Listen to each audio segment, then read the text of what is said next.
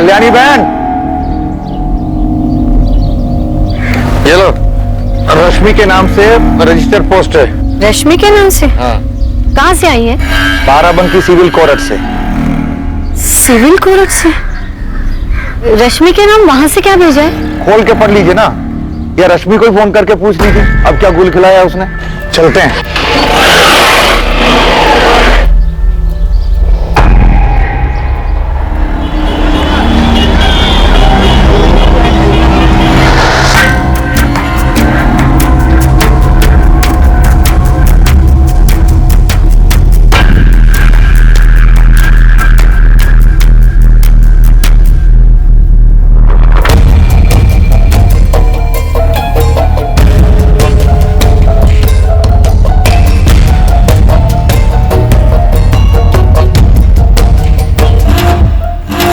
माँ, इतने सारे सवाल पूछने के बजाय ये बताओ कि कोर्ट के नोटिस में लिखा क्या है? रश्मि, शायद तुम्हें कोर्ट में हाजिर होना है।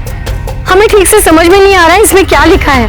किसने भेजा है? अगर कोर्ट से नोटिस आया तो नाम तो लिखा ही होगा।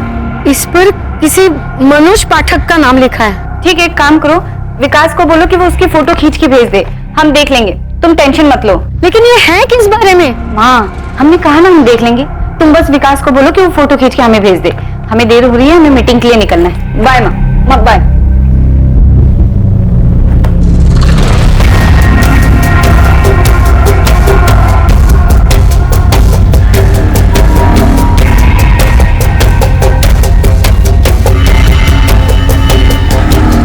रश्मि आज पक्का एक और क्लाइंट लेके आएगी एजेंसी के लिए, देख। हाँ, उसकी स्कर्ट की लेंथ और छोटी हो गई है। विकास, ये नोटिस पढ़कर कुछ समझे? चाचा जी, हमको बस इतना समझ आया है कि दीदी ने किसी मनोज पाठक से 5 लाख रुपए लिए हैं। भाई साहब, लेकिन इस नोटिस में लिखा क्या है? कल्याणी, तुम हमेशा ऐसे ही ना समझ रहे ना, और विकास तुम भी। रश्मि ने ये पैसे क्यों लिए, कुछ समझ में आया? नहीं चाचा जी। अरे तुम्हारा घर रश्मि ने इस आदमी को बेच दिया है, यही बालापुर वाला घर जिसमें तुम लोग रह रहे हो। और तो और उसने टोकन के पैसे भी लिए हैं, और अब रश्मि ना तो उसको पैसे वापस कर रही है, ना ही घर के कागजात। इसलिए मनोज पाठक ने बाराबंकी सिविल कोर्ट के अंदर रश्मि के खिलाफ केस दाखिल किया है। रश्मि ने हमारा घर बेच दिया? हमें बिना बताए दीदी ऐसे कैसे कर सकती हैं? तुम्हें और तुम्हारी माँ को कुछ पता भी है कि रश्मि वहां लखनऊ में बैठकर क्या क्या करती है?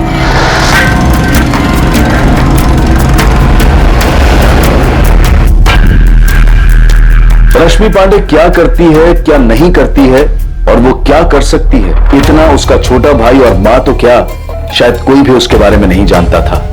रूपम बता रहे, इस रश्मि को तो सिर्फ 2 ही चीजें आती है, छोटे छोटे कपड़े पहनना और मर्दों को लुभाना। That's it. पर हर कोई ये जरूर जानता था कि रश्मि हर चीज अपनी मर्जी से और अपने मतलब के लिए ही करती थी। ध्रुव, हम बता रहे, ये रश्मि बहुत ही चालू लड़की है। हमें तो लगता है ये काला जादू भी करती है। काला जादू? क्या बोल रही हो पायल? मतलब कुछ भी? और नहीं तो क्या, वो हमेशा हमसे हमारे क्लाइंट्स छीन लेती है। आखिर उसको पता कैसे चलता है हम कहाँ किस क्लाइंट को क्या ऑफर दे रहे? हाय कपिल, मैं कमिंग? रश्मि, कम इन। कैसी हो? I am good. What about you? बस अच्छा बैठो। प्लीज। हमें पता है कि जब वो क्लाइंट से मिलती है तो वो जानबूझकर अपने शर्ट का दूसरा बटन भी खुला रखती है। बहुत चालू चीज है ये रश्मि। बीरेन सर, हमें पूरा भरोसा है कि रश्मि अपने क्लाइंट्स के साथ फिजिकल भी होती है। और सर, उसने अपने केबिन में एक मेंढक भी रखा हुआ है। मेंढक? यस सर, एक डेकोरेटिव पीस।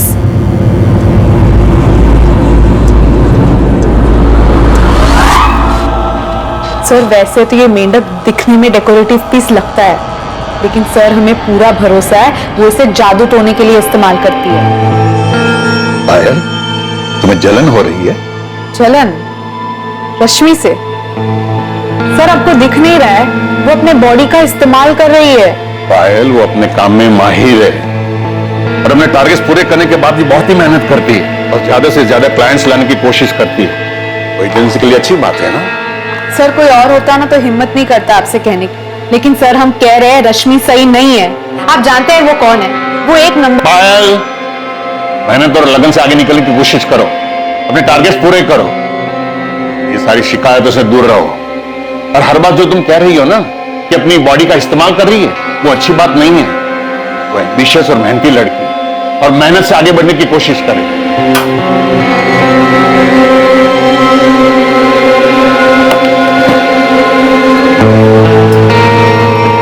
हमारी बात याद रखना, वो अजीब ही है, बता रहे हम। जब सबको पता चलेगा ना, तब समझ में आएगा।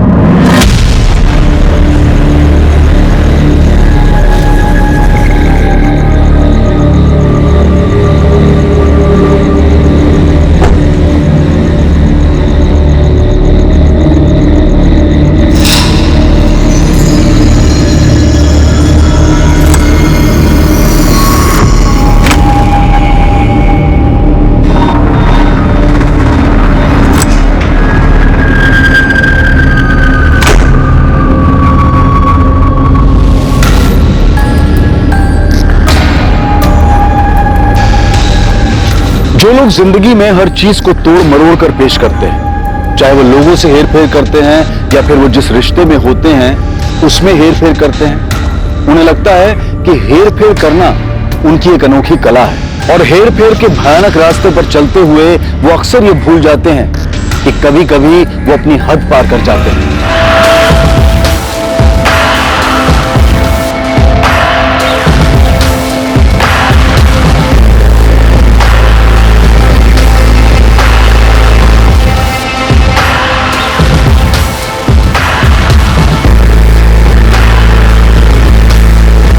यहाँ आसपास किसी गाड़ी के टायर के निशान भी नहीं है, इससे पता चलता है कि लाश को किसी गाड़ी से लाया गया। सर, ये बॉडी आज की नहीं लग रही है। इस बॉडी को इस बड़े पत्थर से बांध के, इस रस्सी से बांध के पानी में फेंक दिया जाता ताकि लाश नीचे दबी रहे पानी में, लेकिन ये ऊपर आ गई और किनारे लग गई।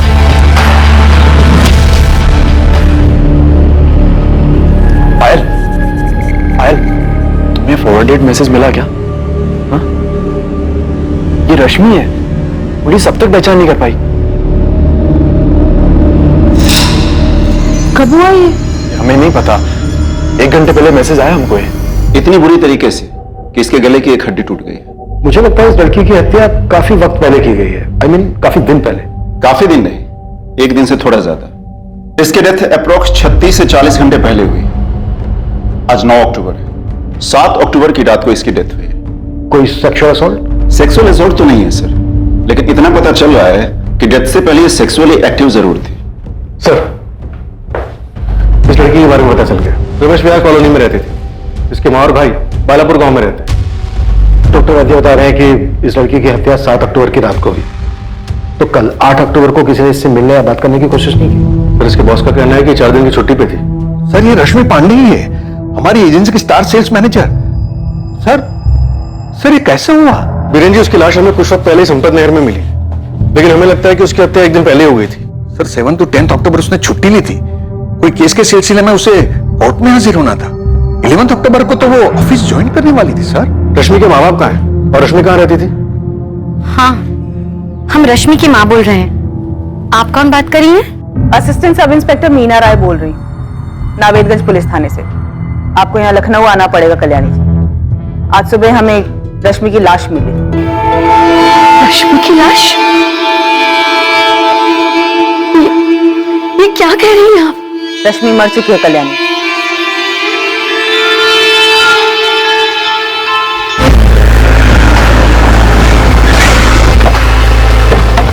मैम, ये रश्मि का घर है, वो यहीं रहती थी। हमने उसे एक बार ड्रॉप किया था। ये रश्मि की कार है मैम।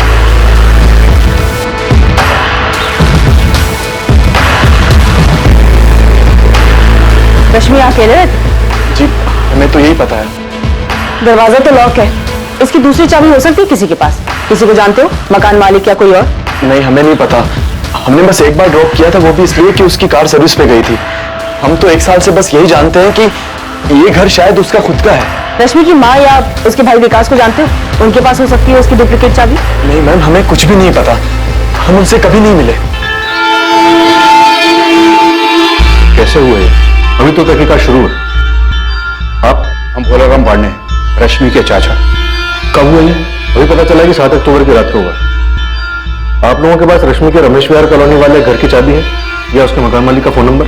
नहीं, हमारे पास नहीं है। घर की चाबी किसी के पास नहीं है सर। और ये भी क्लियर नहीं है कि रश्मि उस घर में रेंट पे रह रही थी या ये उसका खुद का घर था। बिना तुम मजिस्ट्रेट साहब के ऑफिस जाओ और वहां से रश्मि के घर का लॉक तोड़ने के ऑर्डर्स लो। मैं रश्मि के भाई, माँ या चाचा जो भी बात करने की हालत में है उससे बात करता हूँ। अश्विन नंबर है 44400913। नाम है रश्मि पांडे। जितना जल्दी हो सके इसके कॉल रिकॉर्ड्स निकलवाओ। रश्मि शादीशुदा नहीं थी, उसका कोई दोस्त या बॉयफ्रेंड था यहाँ? साहब इस बारे में तो कल्याणी को भी कुछ पता नहीं होगा। क्यों? क्योंकि उसको कुछ पता होता तो हमको जरूर बताती। रश्मि और विकास के पिता शंकर मेरे बड़े भाई थे, वो अब इस दुनिया में नहीं रहे तो अब हम ही। विकास तुम्हें तो पता होगा, काफी क्लोज रहे होगे रश्मि के। नहीं पता साहब, रश्मि दीदी कभी कुछ बताती ही नहीं थी।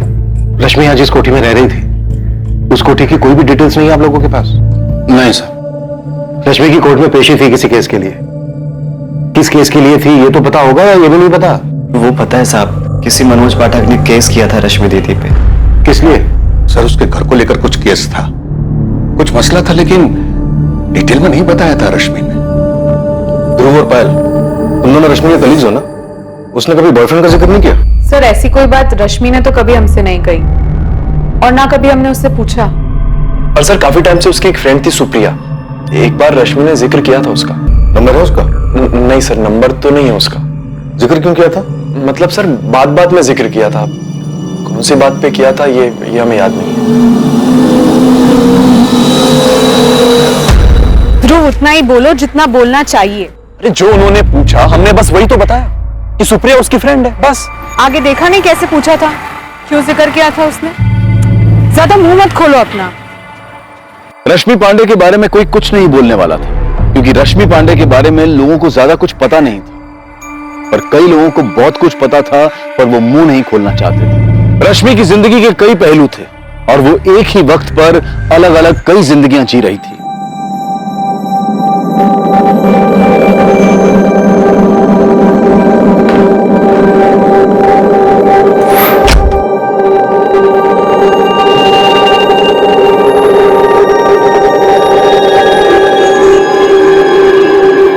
क्या किया है तुमने ऋषभ? यही तो हम आपसे पूछने वाले थे पापा कि आपने क्या किया है। देखो बेटा, वो लड़की थी तो मुसीबत थी, और अब नहीं है तो और बड़ी मुसीबत है। पापा हमारे लिए या आपके लिए या आपके और दशरथ जी के लिए? बद्रीमन चौधरी और दशरथ जी के आपसी मतभेद में बलि चढ़ी रश्मि पांडे। ये खेल मत खेलो ऋषभ, मजाक में भी नहीं। वो तकलीफ हमारे लिए थी या आपके लिए प्रद्युमन जी? देखिए दशरथ जी, आपको हमें दोनों को पता है कि उसके जाने से किसी को दुख नहीं होगा, ना आपको ना हम। फिर आप परेशान क्यों लग रहे हैं? क्योंकि ये भी आप जानते हैं कि कुछ ताले ऐसे होते हैं जिनकी चाबी नहीं मिले तो अच्छा है। हमें बस इस बात की फिक्र है कि कोई बेमतलब की चाबी न मिल जाए और पुलिस का इन्वेस्टिगेशन ताले की खोज में न निकल पाए। देखिए हर जगह आपके भी अच्छे मित्र हैं और हमारे भी, तो बस ये कह रहे हैं कि आग लगने के बाद फायर ब्रिगेड नहीं बुलाते, आग लगने ही नहीं देते। समझ रहे हैं हम क्या कह रहे हैं? ठीक है, आप कोई खेल मत खेलना तो हमें भी नहीं खेलना पड़ेगा, यहीं फुल स्टॉप लगाते हैं। तुमने उसका मर्डर संपत नहर के पास ले जाकर किया, सीधा बता दो, हम कोर्ट में डिफेंस तैयार कर लेंगे ना। ये कैसी बात कर रहे हो वकील साहब? तो मिस्टर मनोज पाठक, किसी ने तुमसे ये पूछा नहीं इससे पहले क्यों चल रहे हो कि तुमने कुछ नहीं किया? चोर की दाढ़ी में तिनका वाली कहावत सुनी है? पर तुम नर्वस मत हो, अब मैं तुम्हारे साथ लॉयर है हम, ये पुलिस से डरते वरते नहीं, और तुम्हें भी कह रहे हैं कि तुम्हें भी डरने की जरूरत नहीं, ठीक है?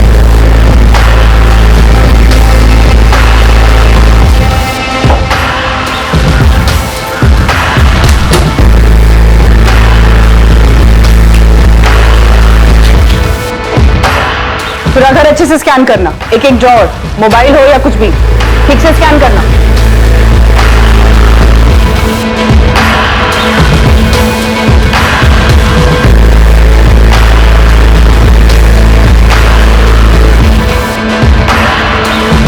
मैडम, ये गाड़ी की चाबी मिली।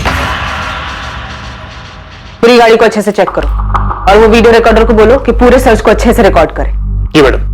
अच्छा हुआ तुमने सामने से फोन किया सुप्रिया, तुम्हारा फोन नंबर ही नहीं है किसी के पास।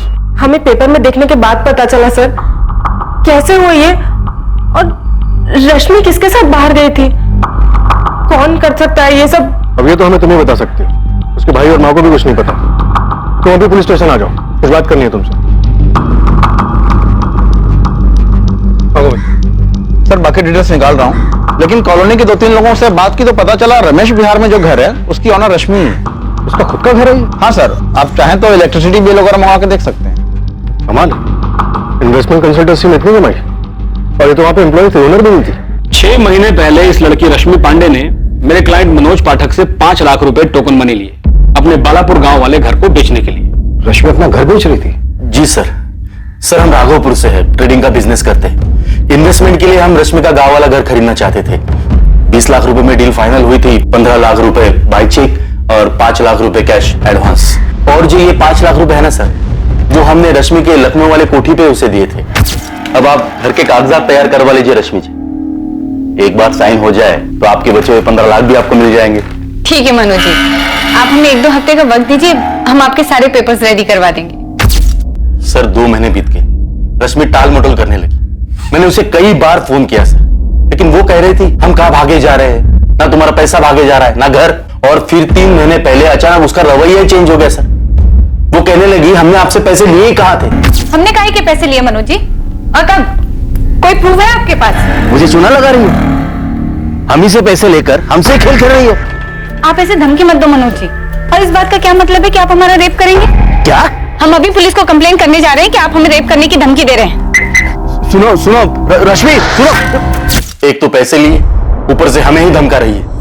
यहां मेरे क्लाइंट मनोज पाठक ने बड़ा होशियारी वाला काम किया। उसने तुरंत हमें कॉल कर दिया, तो हमने भी तुरंत सिविल कोर्ट में चीटिंग का केस फाइल करवा दिया। और केस तुम हार रहे होगे मनोज, क्योंकि तुमने कहा कैश दिया था, तो कैश की कोई लिखा पढ़ी तो ही नहीं।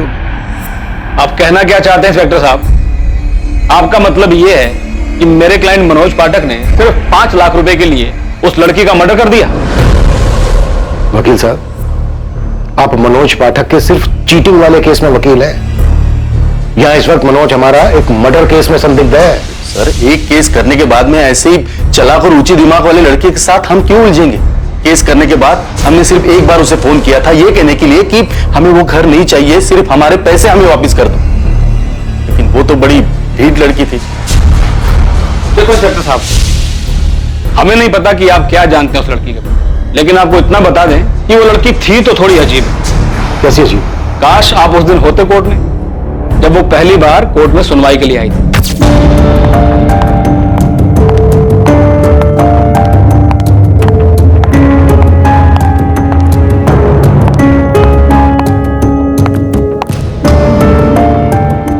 ये क्या है? क्या सर? मिस रश्मि पांडे, आप इस तरह के कपड़े पहनकर कोर्ट में नहीं आ सकती। इसे कंटेम्प्ट ऑफ कोर्ट लिया जा सकता है। आज की सुनवाई खारिज की जाती है। The court is adjourn. जज तक हैरान रह गए थे उसकी हरकत को देखकर।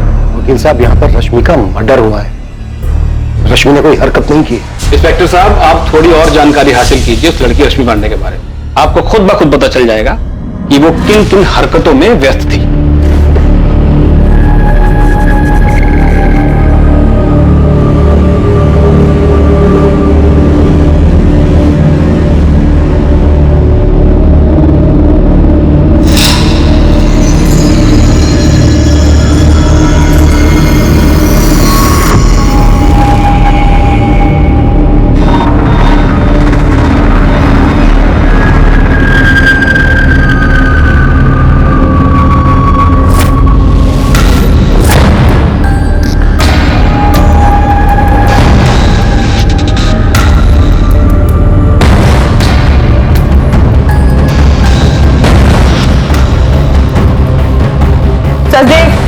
त्रिपाठी, ये देखो, इस कमरे में 2 हिडन कैमरा है और यहाँ ये वायर भी है जो दीवार के अंदर से जा रही है। इसका रिकॉर्डर भी यहीं कहीं होना। जल्दी ढूंढो कहाँ है। जी मैडम।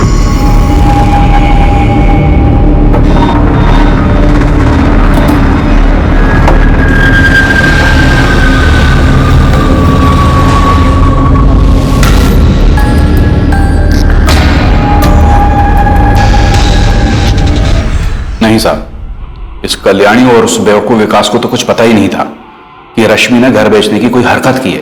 वो तो घर पर जब नोटिस आया तब जाकर पता चला कि ऐसा कुछ हुआ है। रश्मि 7 अक्टूबर को दोपहर में कोरट से घर वापस आई थी। कल्याणी जी, ऐसा कैसे हुआ कि रश्मि ने घर बेचने की बात की और नहीं आपको कुछ बताया और नहीं विकास को? उसने घर बेचने की बात की थी। जब हम पूछे क्यों घर बेच रही है तो बोलती रही बस यहाँ लखनऊ आके रहो। हमारे लिए किराए का मकान देखने की बात की थी। ना, हमारे साथ नहीं माँ। हमने लखनऊ में दूसरी जगह घर देखा है, तुम और विकास वहीं रहोगे। लेकिन रश्मि, हम तुम्हारे साथ क्यों नहीं रहेंगे? तो तुम किच-किच करोगे हर चीज में। चाचा जी ने भूसा जो भर दिया तुम्हारे दिमाग में कि रश्मि तुम्हारे हाथ से निकल गई है। अरे चाचा जी हैं तुम्हारे, ऐसी बात नहीं करते। माँ हम निकल रहे हैं, हमें लेट हो रहा है। रश्मि, क्या कर रही हो बेटा? सुन तो, देख विकास भी ये गांव छोड़ के नहीं जाना चाहता है। वो गांव में रहे चाहे शहर में रहे, दोनों जगह कुछ खास उखड़ने वाला तो है, इसलिए हम कह रहे हैं चलो तो मतलब चलो। लेकिन ये घर बेचने का सोच कैसे सकती है तू? कैसे सोच सकती है मतलब? अरे माँ, इस घर से पैसे आएंगे वो हम ही नहीं रखने वाले ना, तुम्हारा विकास का हिस्सा दे देंगे। चलते हैं माँ। सुन तो रश्मि, और बस चली गई रश्मि। कल्याणी जी, आपको ये भी नहीं मालूम क्या लखनऊ में रश्मि जिस कोठी में रह रही थी वो कोठी उसी के नाम पर थी, वो खुद मालिक थी उसकी? नहीं मालूम, उसने कहा था वो किराए पर रहती है। सब इस कल्याणी का ही किया कराया है। इतनी छूट जो दे रखी थी अपनी बेटी को, उसको गांव से यहां आते वक्त ही मना कर देना चाहिए था। इसके पति मेरे बड़े भाई साहब शंकर पांडे गांव के स्कूल में मास्टर थे, सब इज्जत करते थे उनकी। उनके देहांत के बाद तो इस लड़की ने, कहने का मतलब है कि क्या क्या गुल खिलाए। क्या क्या गुल खिलाए? देखिए, मर्डर हुआ है रश्मि का, कुछ भी हमसे छिपाइएगा नहीं। सर, इस रश्मि पांडे ने सिर्फ मनोज पाठक को ही घर बेचने का झांसा देकर पैसे नहीं लिए थे, एक और भी है। मतलब रश्मि ने एक और आदमी को भी घर बेचा था? हाँ सर, टोकन भी लिया था। हमें रश्मि ने मनोज पाठक के बारे में कभी नहीं बताया सर। उसने तो हमसे कहा था कि उसका बालापुर वाला घर खरीदने के लिए अगर कोई हो तो हम उसे बताएं। और सर, इत्तेफाक से हम भरत गुलेचा को जानते थे जो बालापुर में घर खरीदना चाहता था। ओके रश्मि जी, वैसे रश्मि जी, घर के कागजात कब तक रेडी हो जाएंगे? हमें थोड़ा सा टाइम दीजिए। एक्चुअली हमारी माँ और भाई को उस घर से लखनऊ शिफ्ट करना होगा। जैसे ही घर खाली हो जाएगा आपके सारे पेपर्स रेडी कर देंगे। नहीं, कोई दिक्कत नहीं है, आप आराम से अपना समय लीजिए। ठीक है, थैंक यू सो मच, हम चलते हैं। चलिए। वेलकम भरत। भरत जी प्लीज चिल्लाइए मत, हम आपसे तमीज से बात कर रहे हैं तो आप आवाज नीचे रखिए वरना हम फोन काट देंगे। तुमने चीटिंग की है रश्मि हमारे साथ, और हमने तो ये भी सुना है कि किसी मनोज पाठक नाम के आदमी ने केस किया है तुम्हारे ऊपर। ये कोठी तुमने उसे भी बेची है। हम भूल गए थे आपको बताना, तो क्या ऐसी टोन में बात करेंगे आप? अगर रश्मि यहाँ वहाँ की बात ना करो तो अच्छा है। हमको हमारे पैसे वापस चाहिए, बस कह देते हैं अभी के अभी। और ये फ्रॉड ना हमारे साथ नहीं करना तुम, क्योंकि हम होने नहीं देंगे। देखिए भरत जी, अभी हम बिजी हैं, बाद में बात करते हैं। रश्मि क्या कर रही हो? ये भरत गुलेचा हमें फोन करके चिल्ला रहा है। अरे यार, हो गई ना गड़बड़ हमसे। ये साला मनोज भी हमारे सर पे बैठा है।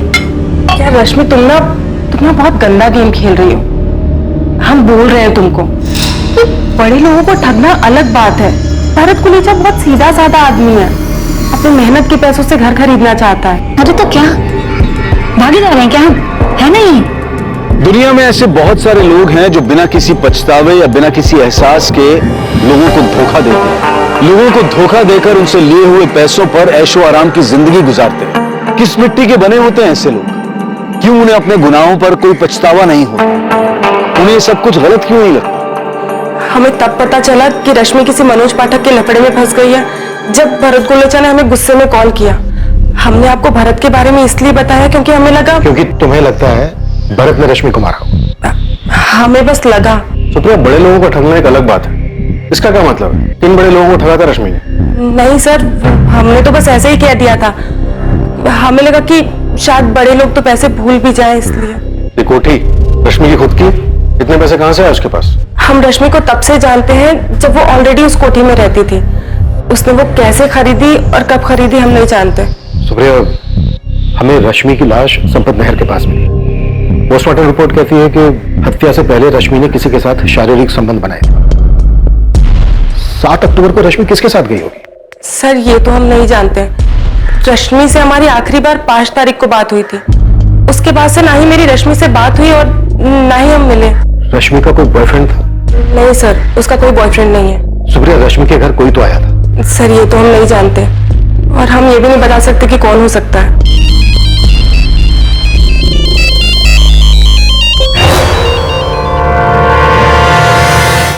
दो कैमरे, कमरे में हिडन कैमरास। जी सर, 2 कैमरास पूरी प्लानिंग के साथ बिस्तर की तरफ पॉइंट करते हुए लगाए गए हैं। और सर फूलदान में एक रिमोट कंट्रोल भी मिला है जिससे इन दोनों कैमरा को ऑन किया जा सकता है।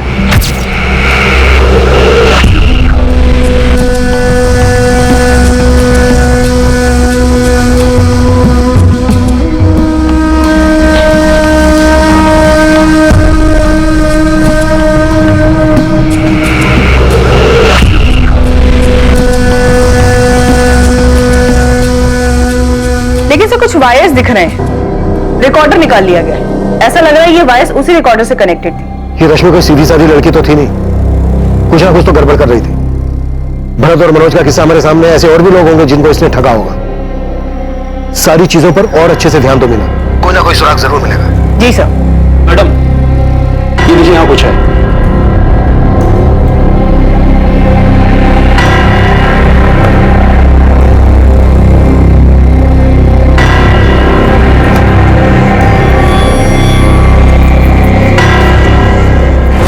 मैडम, ये तो एक डिजिटल सेफ लॉकर है। पासवर्ड? हाँ विकास, पासवर्ड। ये एक डिजिटल लॉकर है, इसका पासवर्ड होगा। रश्मि ने कभी तुम्हें इसके पासवर्ड के बारे में कुछ बताया? दीदी ने तो हमको कभी नहीं बताया।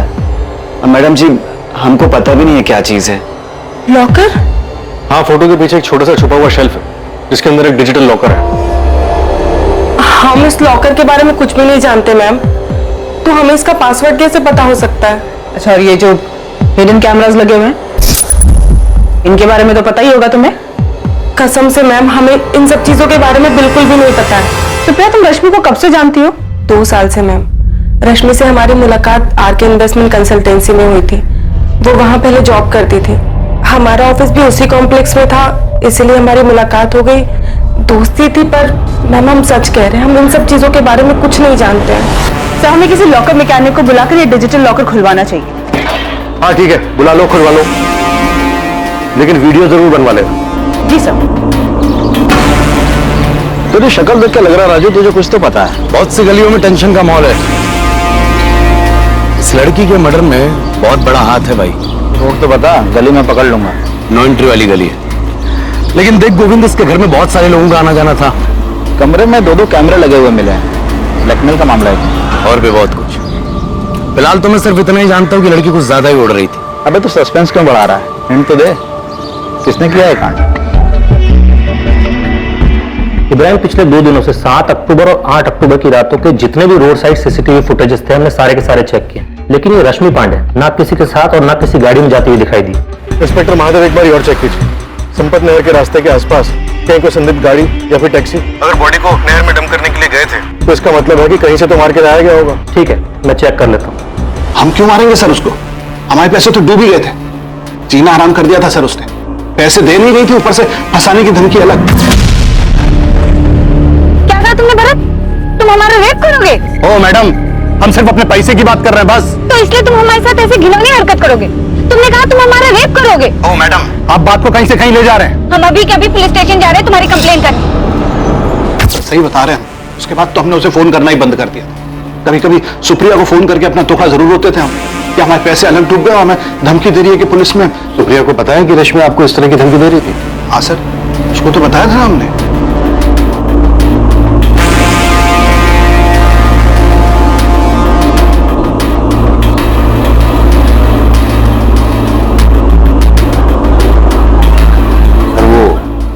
टारगेट हर महीने पूरा कर दी और टारगेट से ज्यादा अचीव करती थी सर। उसको काफी इंसेंटिव्स भी मिलते थे। ये जो इसका घर है, इसकी अभी की मार्केट वैल्यू कुछ 55 लाख है और हमें पता चला है कि वो पिछले 4 साल से वहां रह रही थी, यानी 2015 से। तब उसकी मार्केट वैल्यू तकरीबन 40-45 लाख के आसपास रही होगी। क्या वो इतना कमा पाती थी जो ये घर ले सके? सर हमारे यहाँ तो वो 2 साल से काम करती थी, उसके पहले कहीं और काम करती थी। लेकिन एक बात जरूर है, बहुत ही मेहनती लड़की थी, अपने काम में माहिर थी, एम्बिशियस जरूर थी। जिस तरह से वो क्लाइंट लगी थी उसी तरह से अपने लिए भी अच्छी खासी इन्वेस्टमेंट करती होगी और ये investment high risk high return वाला हो।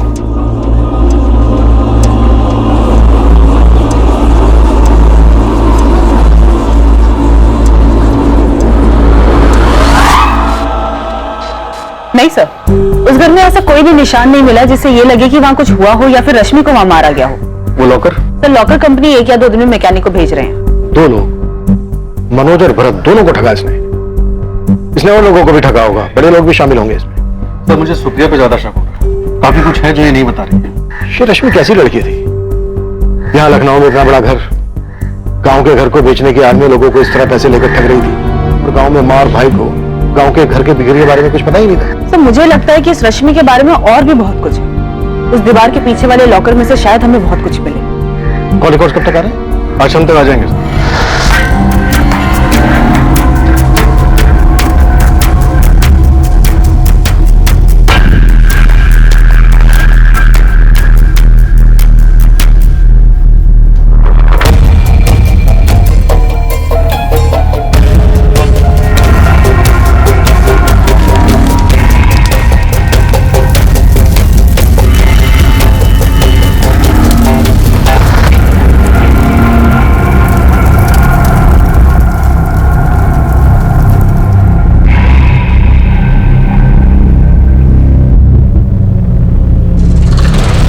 भी छुपाओ, पुलिस को आखिर पता चल ही जाना है कल्याणी। किसी का अतीत ऐसे छुपता नहीं है, खासकर उस वक्त जब हत्या इस तरह से की गई हो। तो आप ही बता दीजिए ना भाई साहब। हम बताएं? ये तो तुमको बताना चाहिए कल्याणी। हम तो आज भी हमेशा की तरह तुम्हारे साथ में खड़े हुए हैं। रश्मि की इन सारी हरकतों की जिम्मेदार तुम हो। हम क्या करते भाई साहब, क्या करते हम? रश्मि कभी हमारी बात सुनती नहीं थी, ना विकास की बात कभी सुन।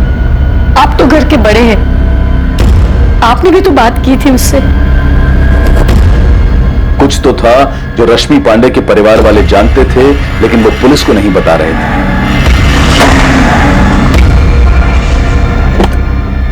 एक ऐसा अतीत जिसका असर वर्तमान पर पड़ने वाला था। रश्मि के घर पर मिलने वाले लॉकर से बहुत कुछ पता चलने वाला था।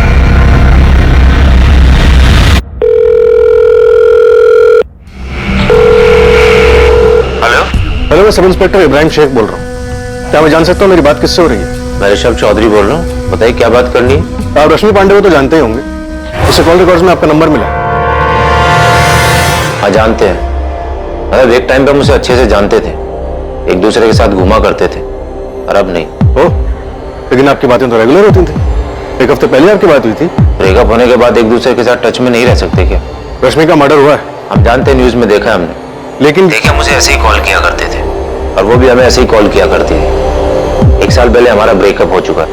अगर आपका अगला सवाल ये है कि उसका मर्डर हुआ और हम कभी नजर नहीं आए, और ना ही आखिरी बार उसकी डेड बॉडी को देखने आए, तो इस बारे में हम सिर्फ इतना ही कह सकते हैं, जब हमें उसके मर्डर की खबर आई हमें दुख हुआ, लेकिन अब इससे ज्यादा हम कर भी क्या सकते हैं? सुप्रिया, पहली बात, ऋषभ बॉयफ्रेंड या एक्स बॉयफ्रेंड था रश्मि का जो उसके टच में था? दूसरी बात, रश्मि मनोज की तरह भरत को भी धमकियां दे रही थी। ऐसा कैसे हो सकता है कि तुम्हें इस बारे में कुछ पता ना हो? भरत ने साफ साफ बताया हमें कि उसने इस बारे में सब कुछ बताया था तुम्हें। हाँ सर, उसने बताया था, और सर हमें पता था कि रश्मि और ऋषभ का अफेयर चल रहा है, लेकिन सर दोनों का ब्रेकअप हो गया था। और सर भरत के बारे में तो हमने आपको खुद बताया था कि हमें उस पर शक है। सुप्रिया, और कौन सी ऐसी बातें हैं जो तुमने हमसे नहीं बताई? नहीं सर, और ऐसी कोई बात नहीं है।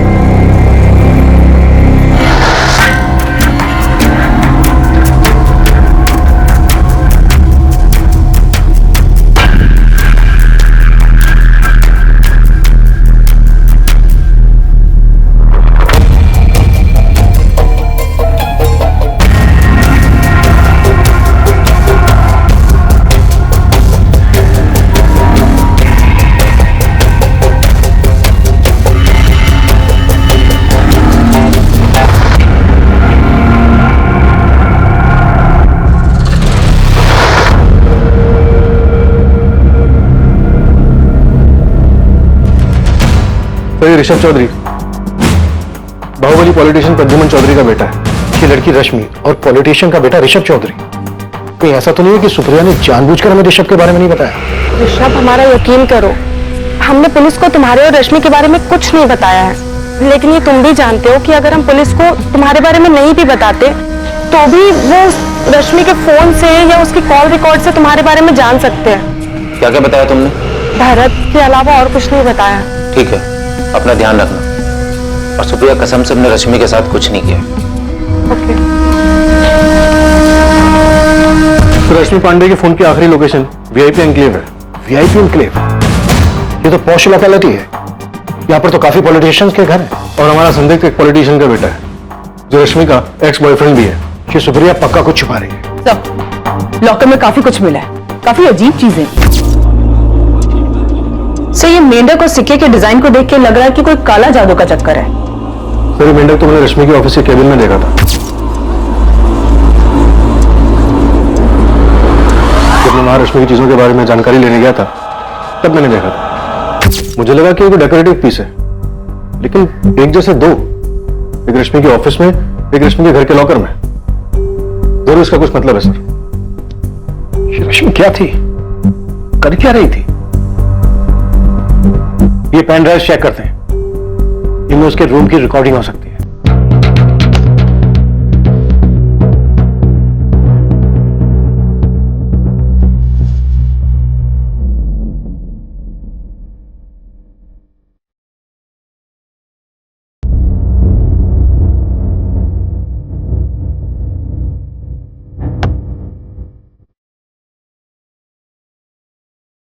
ये तो वो पॉलिटिशियन प्रद्युमन चौधरी है ना? प्रद्युमन चौधरी और दशरथ जी के आपसी मतभेद में बलि चढ़ी रश्मि पांडे। खेल मत खेलो ऋषभ, मजाक में भी नहीं। हाँ सर, ऋषभ चौधरी के पिता। ये ऋषभ तो रश्मि का बॉयफ्रेंड था। उसका पिता यहाँ? तो मैं बाकी के पेन ड्राइव भी चेक करने के लिए।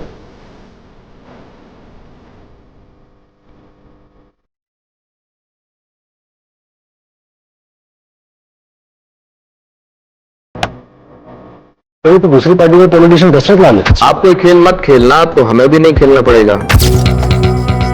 चल क्या रहा था? तो यहाँ पे 2 पेन ड्राइव्स और हैं। इस रश्मि के घर में बड़े लोगों का आना जाना था और वो सबकी रिकॉर्डिंग कर रही थी। तो इस केस में बहुत कुछ है। प्रद्युमन चौधरी और दशरथ लाल के अलावा और भी लोग थे जो रश्मि के साथ थे और रश्मि ने इन सब की भी वीडियो रिकॉर्डिंग बनाई थी।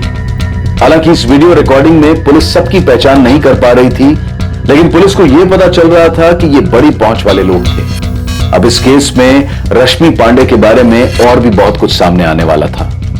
सर मैं पक्का तो नहीं कह सकता, लेकिन हमारी और एक एम्प्लॉई है, पायल त्यागी, जो रश्मि की कामयाबी से जलती थी, और वही एक है जिसने मुझे इसके बारे में बताया। मेंढक के बारे में? हाँ, मैंने भी रश्मि के केबिन में मेंढक देखा था।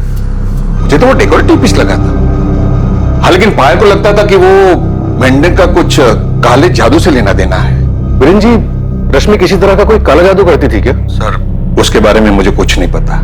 लोगों को अपनी मुट्ठी में रखने और उन्हें अपने इशारों पर नचाने की शक्ति, इसे वशीकरण कहते हैं, लोगों को अपने वश में करने की विद्या। हमें ये शक्ति किसी भी तरीके से चाहिए और किसी भी कीमत पर। ऐसा नहीं होता है कि इंटरनेट पे आपने ऑर्डर दे दी और वो चीज आपके पास आ गई। ये विद्या प्राप्त करने के लिए तुम्हें कठिन तपस्या करनी पड़ेगी। हम कुछ भी करने के लिए तैयार हैं, हमें बस ये शक्तियां चाहिए। सर हमें इन पॉलिटिशियंस प्रद्युमन चौधरी और दशरथ लाल और प्रद्युमन चौधरी के बेटे ऋषभ से बात करनी चाहिए। ये बहुत ही अजीब स्थिति है कि बाप और बेटे दोनों एक ही हालात में इस तरह। और इस सबके साथ वो रिकॉर्डर भी गायब है ना? Yes sir. और सर मुझे पूरा यकीन है कि उस रात घर पे कोई तो आया था जिसे घर और कैमरास के बारे में अच्छे से पता था। मर्डर उसी ने किया रश्मि का। तो सब कुछ प्लान था।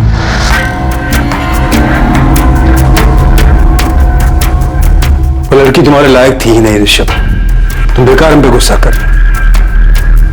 पापा हमारे लायक थी या नहीं, अब बात उसकी नहीं है। पापा हमारे दिल में उसके लिए कुछ नहीं है। हमारे दिल में एक सच है और हमें ये नहीं पता कि उसका सामना कैसे करना है। 7 अक्टूबर की रात को कोई रश्मि के घर गया था पापा।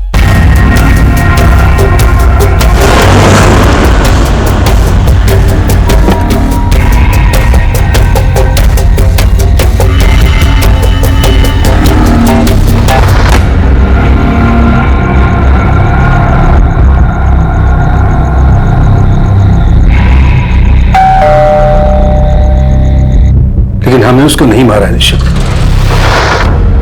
और हम जानते हैं कि रश्मि को तुमने ही मारा है। इंस्पेक्टर शुक्ला, मैं इस लड़की रश्मि पांडे के बारे में बहुत अच्छे से जानता हूं। 3 साल पहले भी इसने एक बड़े आदमी की जिंदगी बर्बाद की थी। कौन है ये आदमी? हरीश? पारितोष मिश्रा नाम है उनका। टैक्स डिपार्टमेंट में विजिलेंस ऑफिसर है। हरीश, क्या हुआ था 3 साल पहले? इस केस में हमने रश्मि पांडे को जेल में भी डाला था। ये रश्मि पांडे बहुत शातिर थी और उसके परिवार वालों को भी उसके बारे में सब कुछ पता था। उसके परिवार वालों ने हमें रश्मि के जेल जाने के बारे में कुछ नहीं बताया। पारितोष को रश्मि ने फंसाया था और धोखा दिया। शायद रश्मि को मारकर पारितोष ने अपने बर्बादी का बदला लिया। रश्मि, तुमने बहुत गंदा खेल खेला है मेरे साथ, धोखा दिया हमें। तुम्हारे पास दो रास्ते हैं पाटिल, या तो जाल से बाहर निकल आओ या फिर फंसते चले जाओ। You don't know me. तुम हमें बिल्कुल नहीं जानते, बिल्कुल भी नहीं। अब तुम देखो हम क्या करते हैं। रश्मि के साथ बहुत बुरा हुआ, लेकिन रश्मि ने भी बहुत से लोगों के साथ बुरा किया।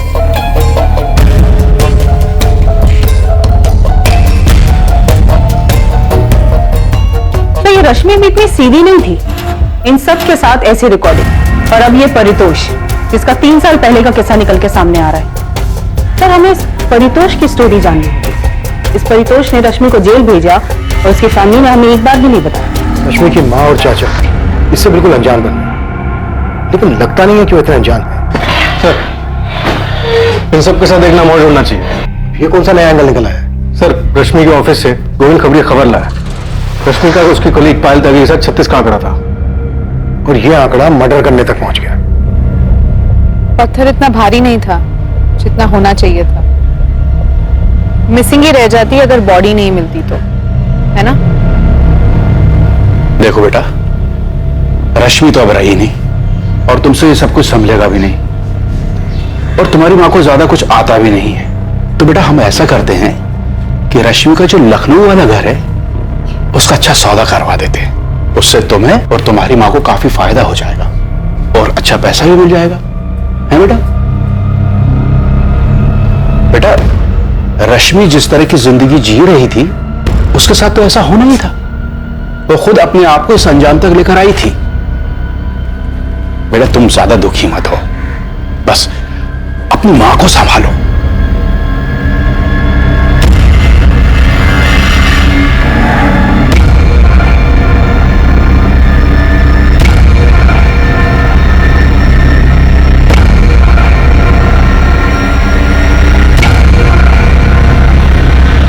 इंस्पेक्टर, हम आपके बताए हुए टाइम पर आ जाएंगे, लेकिन आपसे एक रिक्वेस्ट है, आपको जो कुछ भी मिला है प्लीज मीडिया में उसे लीक मत कीजिएगा। आप बिल्कुल बेफिक्र रहिए दशा जी, हमें वीडियो मीडिया में लीक करने का कोई शौक नहीं। हमें बस रश्मि के मर्डर केस से मतलब।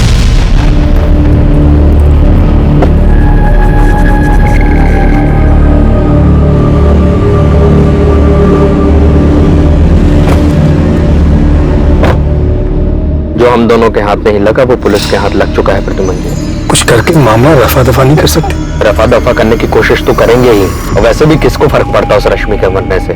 लेकिन आप अपने बेटे को समझाइए, जरूरत से ज्यादा ना बोल जाए कहीं कुछ। बेवकूफ है ऋषभ, समझ ही नहीं पा रहा कि ये लड़की उसके लायक थी ही नहीं। कैसे समझाए उसे? समझाना पड़ेगा प्रद्युमन जी, हर हाल में।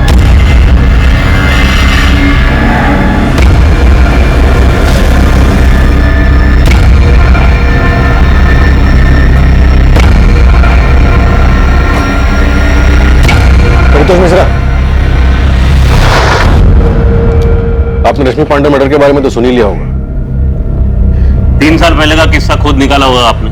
अब आप हम तक पहुंचे हमसे ये पूछने के लिए कि क्या हमने रश्मि पांडे को मारा है या नहीं, राइट? तो बताइए, मारा है आपने रश्मि को? उसने खुद ही ने अपने मौत की दावत दी होगी। मौत के कुएं में खतरनाक खेल खेलने की फितरत थी उसकी। कैसे बताइए आप? ये हम कैसे बता सकते हैं? तो फिर तुम्हें कैसे पता चला कि रश्मि काला जादू करती थी? यूं ही हवा से खबर निकाला तुमने? दिखता था मैडम, वो कैसे क्लाइंट से डील करती थी, सब कुछ साफ साफ दिखता था।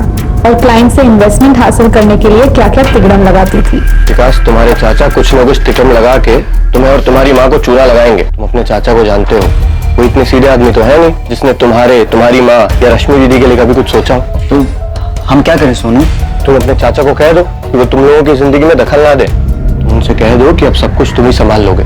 तुम पर हुक्म चलाने के लिए अब रश्मि दीदी तो है नहीं, तो अब तुम्हें हर चीज का उपाय खुद ही ढूंढना होगा।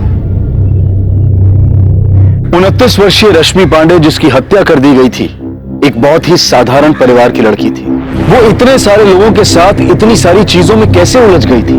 हर किसी के साथ उसकी एक अनसुलझी कहानी थी, हर किसी को उससे ईर्ष्या थी। कौन था इनमें से जो उसकी वजह से इतनी तकलीफ में था कि उसने गुस्से में आकर रश्मि पांडे को मारने का मन बना लिया।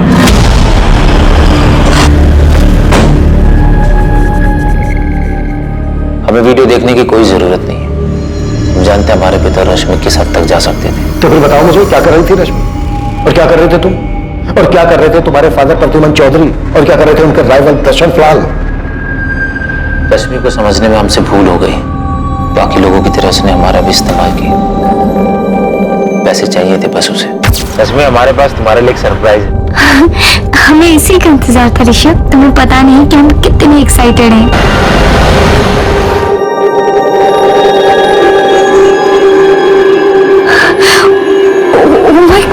ऋषभ, ऋषभ ये तो डायमंड है। डायमंड ही है, सिर्फ तुम्हारे लिए। और इससे भी बड़ा सरप्राइज है मेरे पास। शादी करोगे मुझसे? पापा मम्मी, ये रश्मि पांडे है। नमस्ते। हम इनसे शादी करना चाहते हैं। तुम करती क्या हो रश्मि? हम एक इन्वेस्टमेंट कंसल्टेंसी एजेंसी में काम करते हैं सर, और हम वहाँ के सेल्स मैनेजर हैं। और सबसे ज्यादा सक्सेसफुल भी। और तुम्हारे माता पिता क्या करते हैं? तुम रश्मि से शादी करना चाहते थे, लेकिन ये बात हमें ना तो रश्मि की माँ ने बताई, ना ही उसके चाचा ने, और ना ही उसकी फ्रेंड सुप्रिया ने। कोई आपको क्यों बताता? रश्मि ने तो अपनी माँ को खुद बताया था कि उसने हमारा इस्तेमाल हमारे पिता तक पहुंचने के लिए किया है। लेकिन किस लिए पहुंचना चाहती थी वो तुम्हारे पिता तक? क्या लेना देना था उसका उनके साथ? वही जो पारितोष मिश्रा के साथ लेना देना था।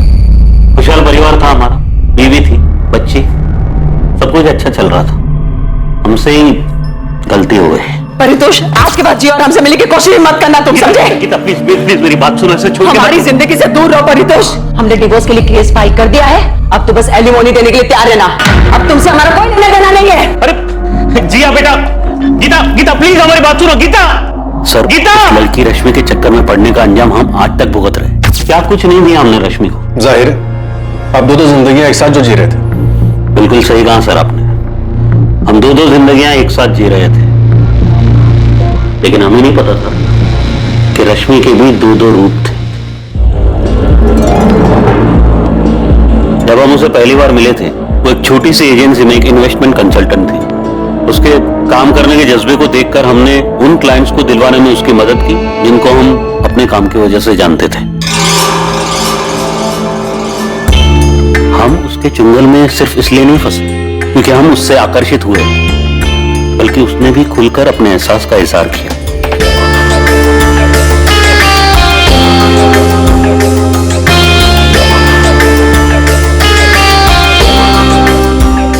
चलो खास तुम्हारे लिए, अब तुम इससे जो चाहे खरीद सकते हो। पर परितोष, तुम क्यों कर रहे हो सब हमारे लिए? कोई बात नहीं, अगर तुम्हें पसंद नहीं तो मैं रख लेता हूँ। I love you Paritosh. I love you to.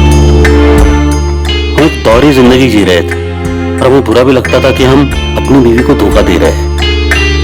एक तरफ हम एक अच्छा पति और अच्छे पिता की भूमिका निभा रहे थे, और दूसरी तरफ एक प्रेमी, एक ऐसा व्यक्ति जो सपनों वाली जिंदगी जी रहा था।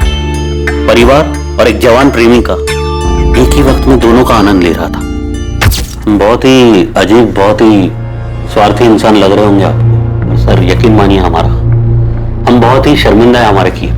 हमें इस बात का एहसास ही नहीं था कि रश्मि की वजह से हमारी जिंदगी तबाह हो जाएगी। हमने तो एक कोठी खरीदी थी उसकी, वो रमेश्वर वाली। हाँ, हम उसके लिए कभी पैसों की परवाह नहीं करते थे।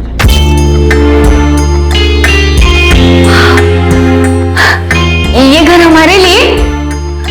सब कुछ तुम्हारे लिए रश्मि, ये घर तुम्हारे नाम होगा। सारे डॉक्यूमेंट्स रेडी है, तो बस दस्तखत करने। Really? हम उसके प्यार में इस तरह बहक गए थे कि समझ ही नहीं पा रहे थे कि हम अपनी बीवी, अपनी बच्ची के साथ धोखा कर रहे थे। और उसी तरह रश्मि के दोहरे चेहरे को भी हम देख नहीं पाए, वो चेहरा जो ना कभी हमने पहले देखा था और ना ही जिसकी कभी कोई कल्पना कर सकता था। उसने आपको धोखा दिया? सिर्फ धोखा, बड़ा ही गंदा खेल खेला उसने हमारे साथ। रश्मि, हमने तुम्हें एक सिंपल सा सवाल पूछा है कि पूरा हफ्ता तुम कहां थे? हम तुम्हारी बीवी हैं, हमने तुमसे शादी की है। हम जानते तुम किसके साथ थी और कितने लोगों के साथ थी, हम उन सबको जानते हैं। और वो सब ये भी जानते हैं परितोष कि तुम ऑलरेडी मैरिड हो। और ये सब कुछ हमने तुम्हें इसलिए नहीं दिया कि तुम हमें धोखा दे सको। हम किसी की जागीर नहीं है परितोष, और ना ही हमने तुमसे शादी का वादा किया है।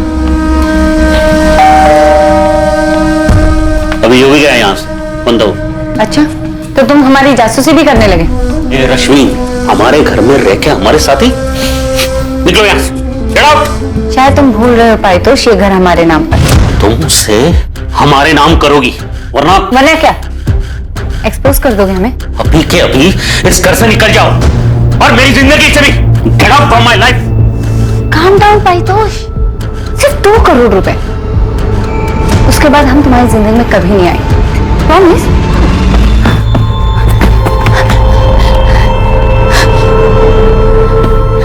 अब मारो, हम मारो पारितोष, मारो ना। ये क्या कर रही हो तुम? 2 करोड़ पारितोष। देखो देखो माँ हमने कैमरे सेट किया है। क्या? जी हाँ, इस बेड पे जो कुछ तुमने हमारे साथ किया वो सब रिकॉर्डेड है। रेप के केस में अंदर करवा देंगे हम तुम्हें। इस्तेमाल किया है तुमने हमारा पारितोष, शादी के नाम पे धोखा दिया है हमें। ये घर भी तुमने हमें बेवकूफ बनाने के लिए हमारे नाम पर किया है।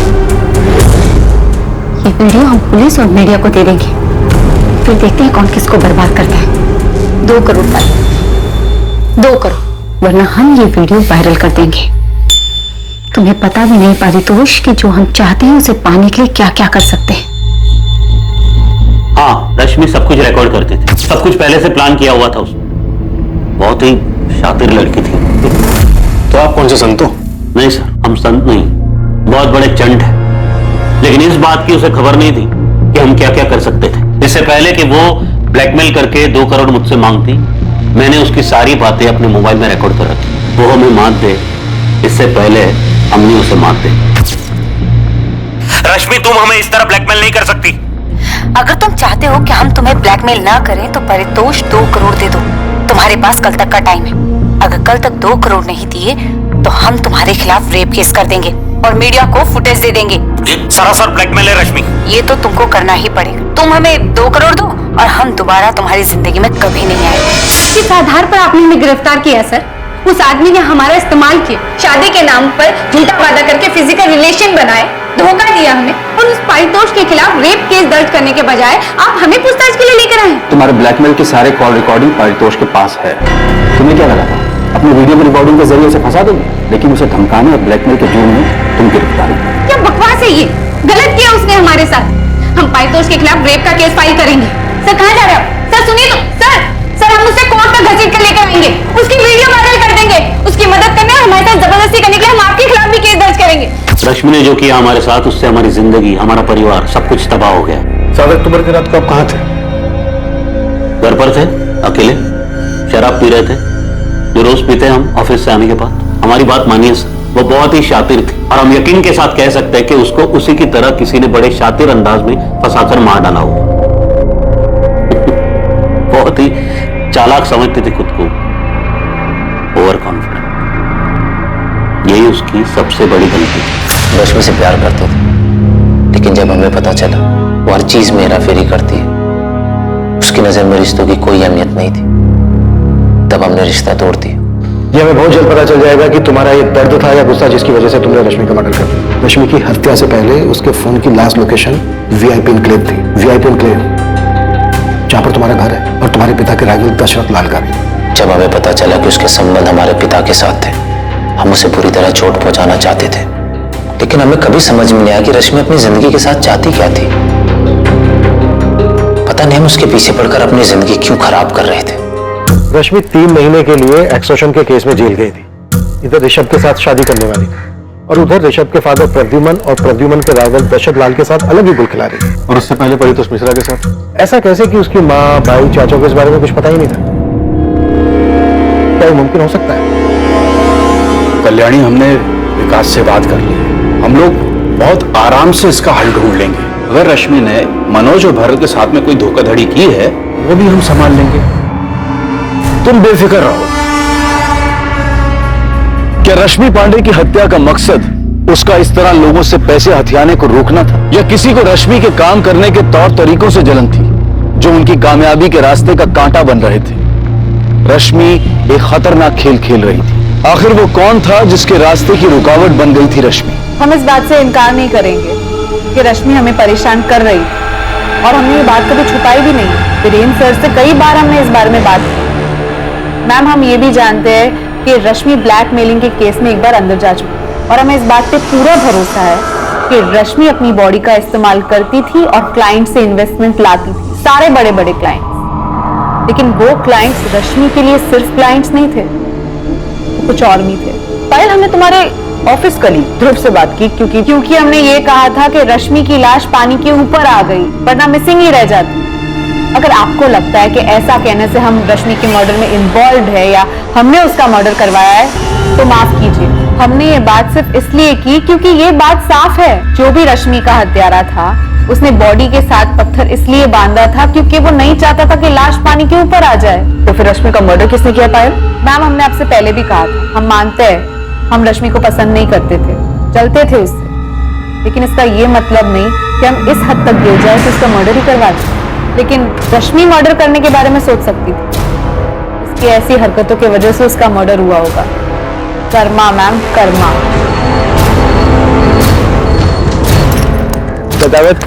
कुछ हाथ लगा?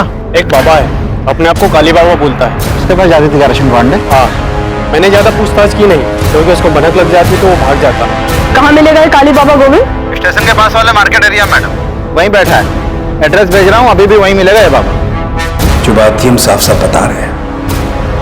हाँ, हमारे और रश्मि के बीच में शारीरिक संबंध है, जिसको रिकॉर्ड करके वो आपको ब्लैकमेल करने लगी। कौन सा ब्लैकमेल? ब्लैकमेल उसे किया जाता है जो कुछ देने से इनकार करता है इंस्पेक्टर। वैसे हमको पहले से पता था कि वो लड़की रिकॉर्डिंग करती है। तो आपको लॉकर के बारे में भी पता होगा? नहीं, हमको किसी लॉकर के बारे में कुछ पता नहीं था, लेकिन उस लड़की ने पारितोष मिश्रा के साथ जो किया वो भी हमको पता था। अब आप खुद सोचिए कि इतना सब जानने के बाद भी बिना बैकग्राउंड चेक किए हम उसके पास जाते। बैकग्राउंड चेक करने के बाद भी आपने उसको अपने साथ बेडरूम में वीडियो बनाने दिया? प्रद्युमन जी, चुपचाप आप रश्मि पांडे को पैसे देते रहे और बदले में आपने उससे वीडियो रिकॉर्डिंग की मांग नहीं की। मांग इसलिए नहीं की क्योंकि हम जानते थे कि वो इसका हमारे खिलाफ इस्तेमाल नहीं करेगी। क्यों?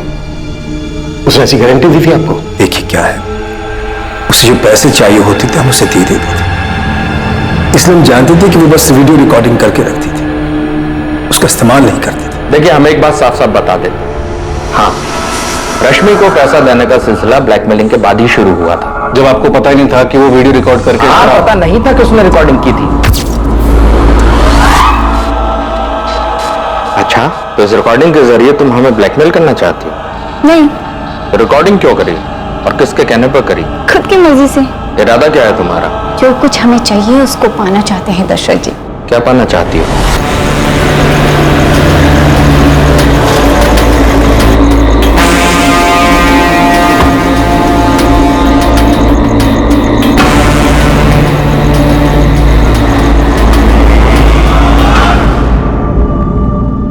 क्या प्रद्युमन ने इस लड़की के साथ मिलकर हमारे खिलाफ चाल चली है? हमें एक दिन भी नहीं लगा ये पता करने में कि प्रद्युमन ही है जो रश्मि को हमारे खिलाफ इस्तेमाल कर रहा है, और वो आप दोनों की सरदर्द बन गई। राइट?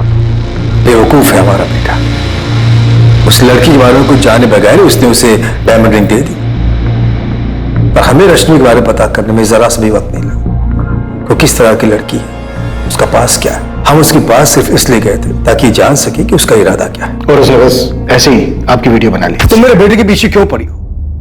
जाहिर उसे शादी तो करना चाहती नहीं। तो और क्या हो सकता है सर? क्या ऋषभ को पता है कि तुम एक्सटॉर्शन के केस में कई महीने जेल में बिता चुके हो? अभी बात तुम ऋषभ को बताओगी या हमें बताना पड़ेगा? तो आप यही चाहते हैं ना कि हम आपके बेटे को छोड़ दें? स्मार्ट हो रश्मि, और जल्दी समझ गए। बिल्कुल सही कहा आपने। ऋषभ हमसे प्यार करता है, लेकिन हम ऋषभ से शादी करना चाहते हैं। यहाँ बिल्कुल गलत है।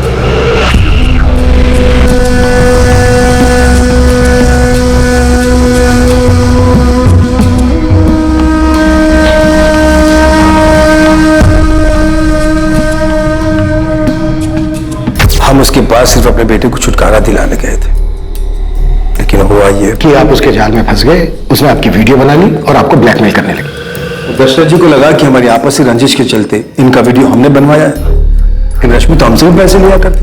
ऐसे वीडियोस बनाकर पैसे लेती थी, ये कहना बिल्कुल गलत है, क्योंकि पैसे तो हम उसको वैसे भी देते थे और अच्छे खासे देते थे। भाई देखिए, हम भी उसके पास सिर्फ आनंद के लिए ही जाते थे, और जो कुछ वो मांगती थी वो दे दिया करते थे। और जैसे उसने वादा किया था, उससे खुद ही हमारे बेटे के साथ ब्रेकअप भी कर लिया। वो आप दोनों के वीडियोस बस ऐसे बना रही थी। अब उसने क्यों बनाया, क्या करने वाली थी, मुझे तो उसने नहीं बताया। हमारे ख्याल से ये उसका बैकअप प्लान था। देखिए, उसे एक अच्छी जिंदगी जीने का शौक था।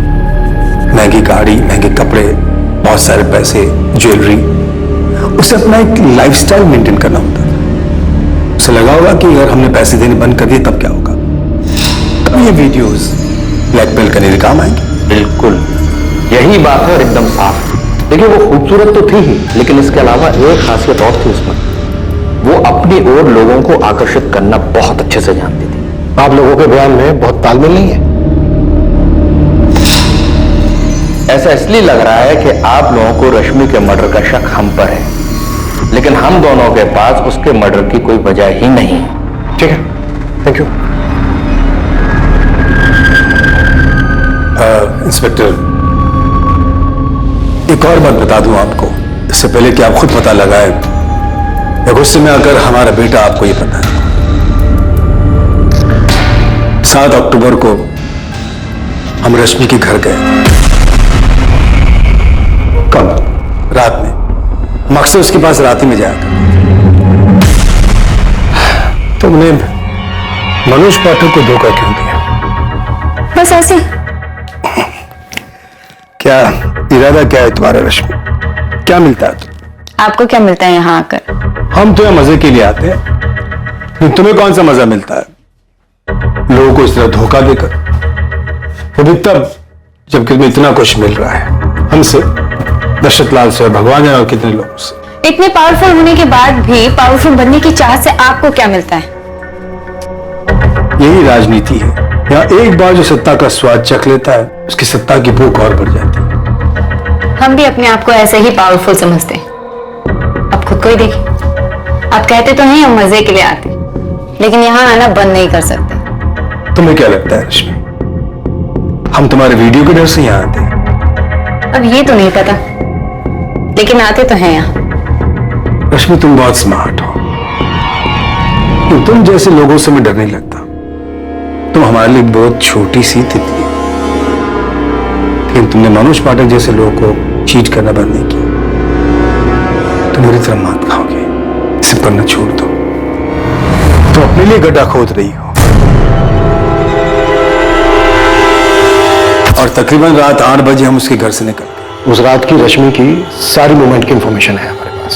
रात को 8:30 बजे तक रश्मि अपने घर पर ही थी और 9:05 पर उसके फोन की लोकेशन थी VIP इनक्लेव, और 9:15 पर उसका फोन VIP इनक्लेव में स्विच ऑफ हो गया। लेकिन उसको हमने कभी अपने घर बुलाया ही नहीं। ना ही कभी हमने अपने घर बुलाया। आप तो हमारे बेटे के बारे में जानते ही। उस रात रश्मि को किसी ने फोन नहीं किया और न ही रश्मि ने किसी को किया। और उस रात रश्मि घर से बाहर निकली थी। और प्रद्युमन जी, आप अब बता रहे हैं कि उस रात आप रश्मि से मिले थे? ये सच है, इसलिए बता दें। प्रद्युमन जी, आप उस लड़की से मिलने गए थे, ये बात आप खुद बताकर अपनी जान छुड़ा रहे हैं। मैं देखिए क्या है, ऋषभ हम पे नजर रख रहा था, उसने हमें देखा था वहां, तो फिर इस बात को छुपाने का कोई मतलब ही नहीं था। प्रद्युमन जी, आपका बेटा उस लड़की के इश्क में था।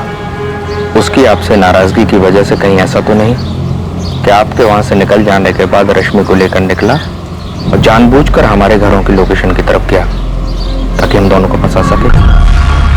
हो सकता है सर। हमारे पापा तुम्हारे घर क्या कर रहे हैं? तो रश्मि की last phone location VIP enclave में दिखा के या तो कोई प्रद्युमन और दशरथ इन दोनों पॉलिटिशियंस को फंसाने की कोशिश कर रहे हैं, या फिर ये दोनों को स्टोरी बना रहे हैं। ये भी पॉसिबल है कि ऋषभ रश्मि से अपना बदला और अपने पिता पर गुस्सा दोनों एक साथ निकाल रहा हूं। I mean, एक तीसरा टेंशन है। मुझे लग रहा है कि हमें रश्मि के परिवार वालों से एक बार पूछताछ करनी चाहिए। उसके साथ लखनऊ में इतना कुछ हो गया और उन लोगों को कुछ पता ही नहीं।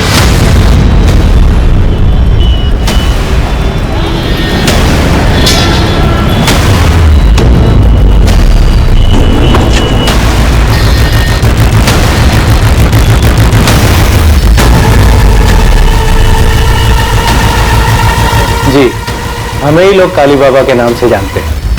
ये रश्मि पांडे आपकी भक्त थी?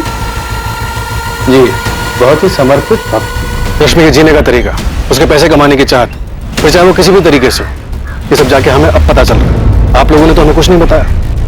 और हमें अब जाके पता चल रहा है कि वो किसी बाबा के पास भी जाती थी और उस बाबा ने हमें बताया कि वो वशीकरण सीखना चाहती थी, बहुत सारा पैसा, बहुत सारा पावर हासिल करना चाहती थी। कल्याणी जी आपने और विकास तुम, आप दोनों हमेशा यही कहते रहे कि आप लोगों को कुछ नहीं पता कि वो क्या कर रही थी, क्या चाहती थी। रश्मि कहाँ हमसे कभी कुछ ठीक से बताती। आप दोनों में से उससे किसी ने नहीं पूछा ये पैसा, ये गाड़ी उसके पास कहाँ से आ रहा है, क्या कर रही है वो? रश्मि दीदी पूछने पे भी कहाँ जवाब देती थी। तुम्हारे किराने की दुकान सही चल रही है ना? हाँ। तो उस पर ध्यान दो। गाड़ी कहाँ से आई ये जानकर तू क्या करेगा? रश्मि बेटा वो माँ, अरे आपको पैसे चाहिए होते तो मांग लो, लेकिन कहाँ से आई कैसे आई ये जानकर क्या करोगी? अरे काम करते हैं हम। और चाचा जी कुछ बोले तो उनको कहना पहले अपना घर संभालें। अभी चाचा जी ने पूछा क्या तुमसे? तू ना चाचा जी का राग अपना बंद कर। तुझे दुकान चाचा जी ने दिलाई है हमने। आती थी यहाँ कई बार, लेकिन जब भी कुछ पूछो कभी कोई जवाब ही नहीं देती थी। जो आप कह रहे हैं उन सारी चीजों का हमें अभी पता चल रहा है। हाँ, जब से वो यहाँ से गई है उसके रहन सहन में बदलाव आया था वो तो हम देख रहे थे। हमें बहुत डर भी लग रहा था, मन में काफी सवाल भी उठ रहे थे, लेकिन सवाल का जवाब ना मिले तो क्या करें हम? रश्मि दीदी के जेल जाने के बाद हमने और माँ ने दोनों ने कोर्ट कचहरी के चक्कर लगाकर उन्हें जेल से छुड़वाया था। ये रश्मि के जेल जाने वाली बात है, ये भी आप लोगों ने हमें नहीं बताई? वो बात इसलिए छिपाई क्योंकि वो हम सबके लिए शर्म की बात थी। जब रश्मि यहाँ हमारे साथ रहती थी, जब उसके पापा इस दुनिया में थे, तब सब कुछ ठीक था। जैसे वो शहर गई बहुत बदल गई। उन्हें इतना गुरूर क्यों था और वो इतने पैसे और पावर का क्या करना चाहती थी ये हमें नहीं पता था। रश्मि पांडे ने जिस बाबा की मदद ली थी उस बाबा से पुलिस द्वारा की गई पूछताछ से कुछ हैरान कर देने वाले तथ्य सामने आने वाले थे। हर वो चीज जो रश्मि हासिल करना चाहती थी वो रश्मि की तरह ही रहस्यमयी होती जा रही थी। ये भी एक रहस्य था कि उसकी हत्या कैसे हुई और किसने की उसकी हत्या। रश्मि को वो पावर्स किस लिए चाहिए थे? लोगों को अपने वश में करने के लिए। किन लोगों को वो अपने वश में करना चाहते थे? वो पॉलिटिशियन दशरथ लाल या प्रद्युमन चौधरी। रश्मि क्या चाहती थी इन दोनों से? Political power. हमें इसकी कोई जानकारी नहीं। ओ कदीमा, इस लड़की का मर्डर हुआ है और हमें पता चला है कि वो काला जादू करती थी, और अभी आपने बताया कि वशीकरण सीखना चाहती थी, तो सीधे सीधे बताइए ना, वशीकरण किस लिए सीखना चाहती थी? चाहती क्या थी ये लड़की? किसको वश में करना चाहती थी? अरे हम थोड़ी पूछते हैं हर किसी से कि तुम किस पे हावी होना चाहते हो। वो आई थी सीखने के लिए कि दूसरों को अपने वश में कैसे किया जाता है। वो कई महीनों तक इस विद्या को सीखने के लिए आई और हमने उसे सिखाया भी। वो बताती थी कि हमने उसे जैसा ध्यान करने सिखाया था वो नियमित रूप से वैसा ही ध्यान करती थी। जिस तांबे के सिक्के के बारे में आप बात कर रहे थे वो सिक्का आपको रश्मि के पास मिला?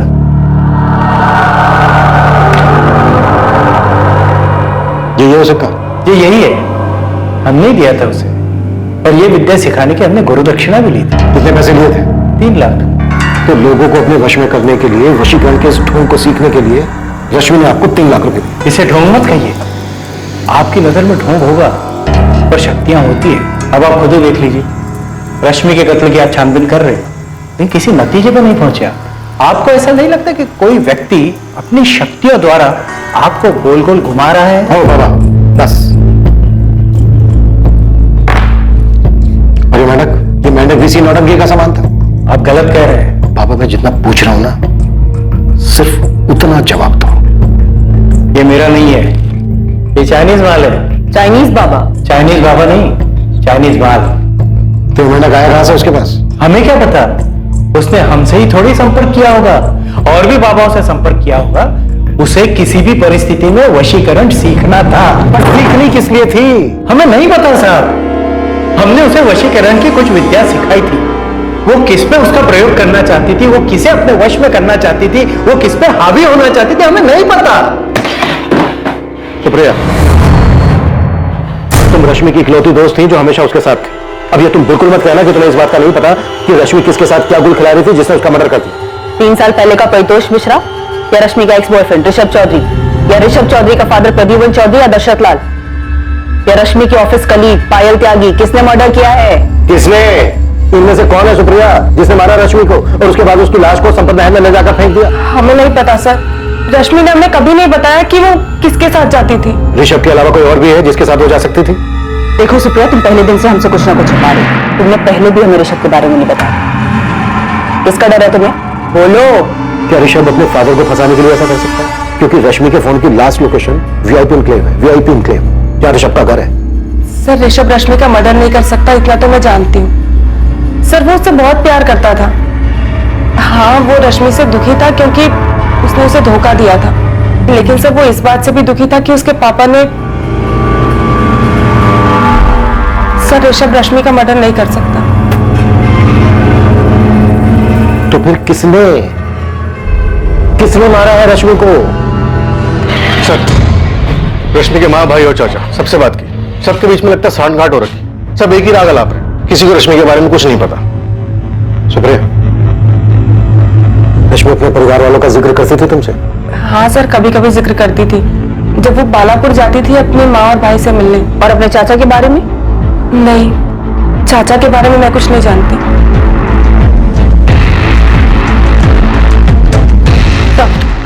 पायल त्यागी, ऋषभ चौधरी, परितोष मिश्रा और दशरथ लाल, इन चारों में से किसी के भी फोन की लोकेशन रश्मि के घर के आसपास या फिर संपत नहर का नहीं दिखा रहा है। प्रद्युमन चौधरी?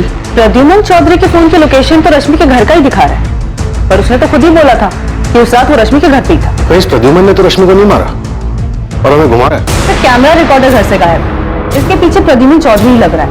पहले उसने रश्मि को मारा होगा, फिर गाड़ी में ले जाके संपत नहर में फेंक दिया होगा और किसी और से अपना फोन वापस घर भेज दियो। प्रद्युमन चौधरी का पर्सनल गार्ड है अफजल शेख, उसको उठा के पूछे। मारा उसी ने है जिसे पता था कि रश्मि के बेडरूम में कैमरा लगा है, और वो ये भी जानता था कि रश्मि ब्लैकमेल करने के लिए रिकॉर्डिंग करती है। तो पक्की बात है कि रश्मि का मर्डर उसके घर पर ही हुआ, वो भी उसके बेडरूम में, इसलिए उसने कैमरा रिकॉर्डर निकाल लिया क्योंकि उसमें मर्डर की घटना रिकॉर्ड हो गई। तो रश्मि का पहला शिकार परितोष मिश्रा, जिसने उसे घर खरीद के दिया था, उसे पता था कि बेडरूम में कैमरा लगा हुआ। देखो माँ हमने कैमरा सेट किया है। प्रद्युमन चौधरी और दशरथ लाल को भी पता था कि रश्मि के बेडरूम में कैमरास लगे हुए, और उन्हें यह भी पता था कि रश्मि उनकी रिकॉर्डिंग रखती थी। और सर रश्मि का एक्स बॉयफ्रेंड ऋषभ, उसे भी पता था कि रश्मि उसके पिता के साथ क्या कर रही थी। इससे यह पता चल रहा है कि अगर इनमें से किसी ने किया होता तो वो डीवीआर के साथ साथ कैमरास भी निकाल के ले जाते। वो हमारे लिए कोई ऐसा सुराग, डिवाइस या लॉकर नहीं छोड़ता जिसमें हमें पेन ड्राइव जैसा सबूत मिलता, क्योंकि ये सब जानते थे कि रश्मि रिकॉर्डिंग करती थी और इस रिकॉर्डिंग की वजह से वो इन लोगों को ब्लैकमेल भी कर रही थी। तो वो रश्मि की ऑफिस कलीग पायल त्यागी, पायल रश्मि से नफरत करती थी, तो फिर रश्मि पायल को अपने घर के अंदर क्यों आने देगी? और सर रश्मि को मार के सुप्रिया को क्या मिलेगा? बिल्कुल ठीक। तो रश्मि के बनने से किसको फायदा होगा? ये कोई ना कोई रश्मि के परिवार वाला ही है, और अब तक हम दूर के लोगों के बारे में सोच रहे हैं। केस की जिस तरफ पड़ताल कर रही टीम का ध्यान नहीं गया था, अब वहीं से एक बहुत अहम सुराग मिला था, और इस जानकारी से रश्मि पांडे की हत्या के राज का पर्दाफाश हो गया था। हाँ गोविंद, बालापुर से कोई खबर? तब डायरेक्ट नहीं पूछा, लेकिन रश्मि के भाई विकास का किराना स्टोर है, इसमें उसका पार्टनर है सोनू कश्यप, उससे बात किया मैंने। दोनों ने हमें बहुत जरूरी खबर दी है जो विकास ने हमें कभी नहीं बताया। क्या इन्फॉर्मेशन है? भोलाराम पांडे, विकास और रश्मि का चाचा, वो दोषी हो सकता है।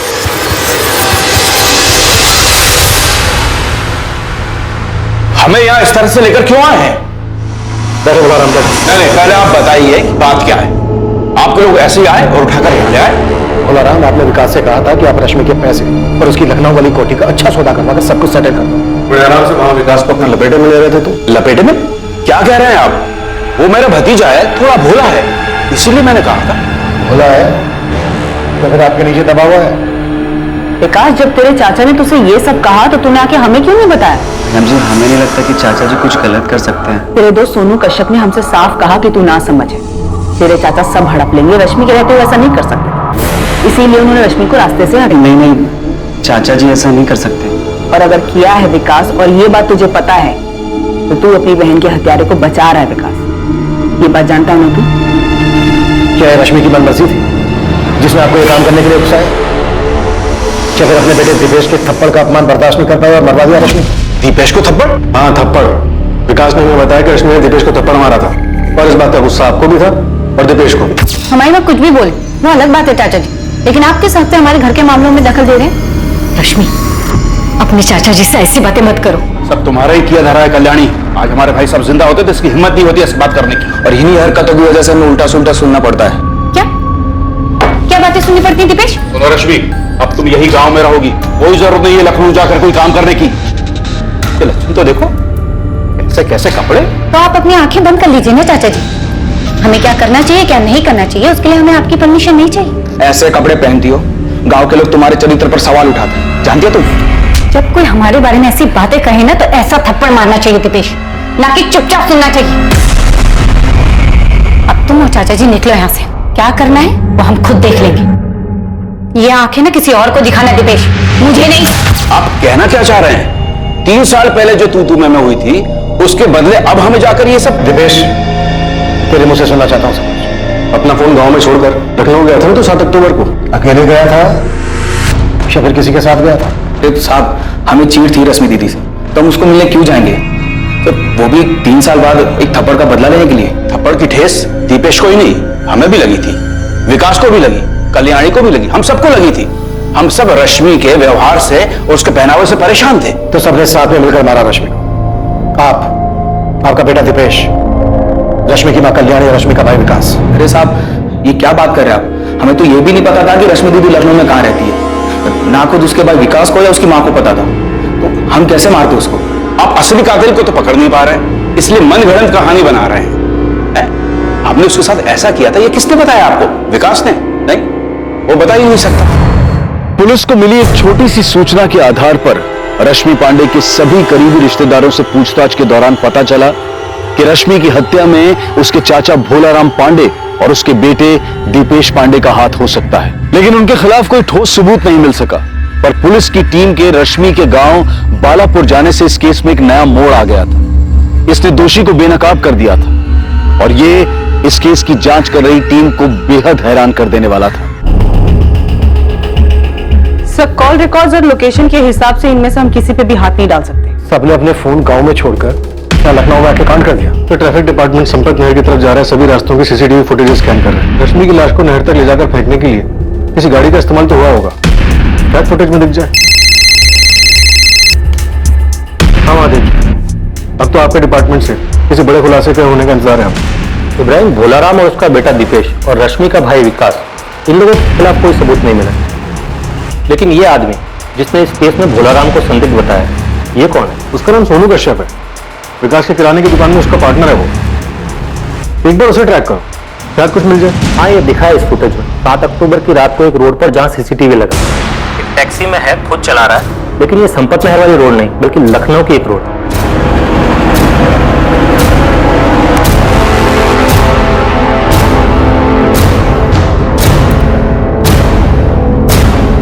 ये तो सोनू ही है और उसने हमें बताया था कि भोलाराम ही दोषी है।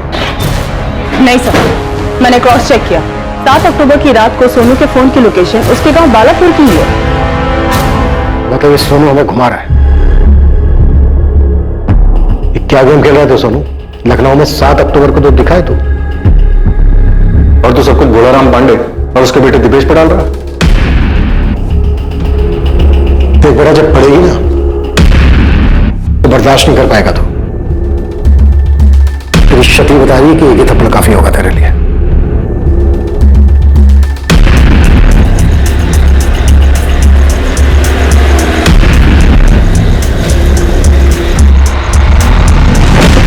अभी रुक, अभी नहीं, थोड़ी देर इंतजार करना पड़ेगा। दीदी से मिलने कोई गया है।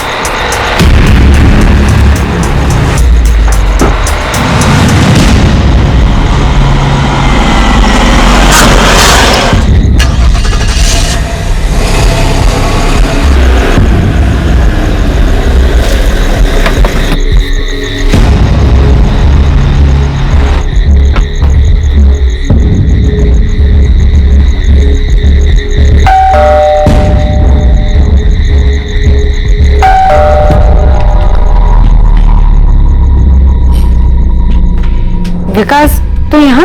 वो कुछ काम था दीदी। कैसा काम? वो कुछ पैसे चाहिए थे।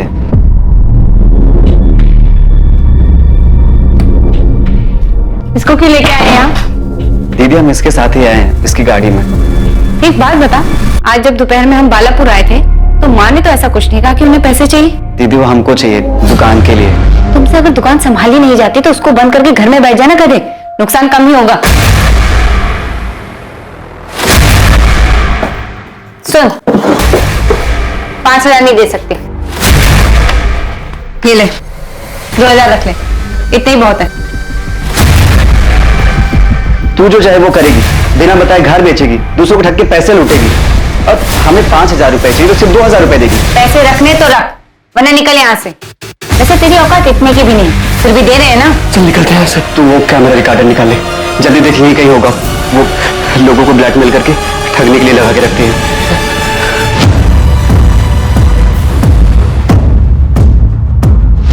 हमें पता था कि लखनऊ के रास्ते पर सीसीटीवी हो सकते हैं, इसीलिए विकास पीछे वाली सीट पर छुप गया। हम जानते थे कि सिर्फ हमें देखकर किसी को शक नहीं होगा कि इस हत्या में कौन कौन शामिल था। भोलाराम भी शामिल था इस साजिश में? था या नहीं? नहीं, विकास ही अपनी बहन को मारना चाहता था। रश्मि पांडे के छोटे भाई विकास पांडे का नाम इस हत्याकांड में सामने आया था, लेकिन और भी चौंका देने वाली सच्चाई सामने आने वाली थी। हाँ, हमें पता था कि विकास ने ही रश्मि की हत्या की थी। उसने हमें उसी रात बता दिया था जिस रात रश्मि की हत्या करने के बाद उसकी लाश को नहर में फेंक के आया था।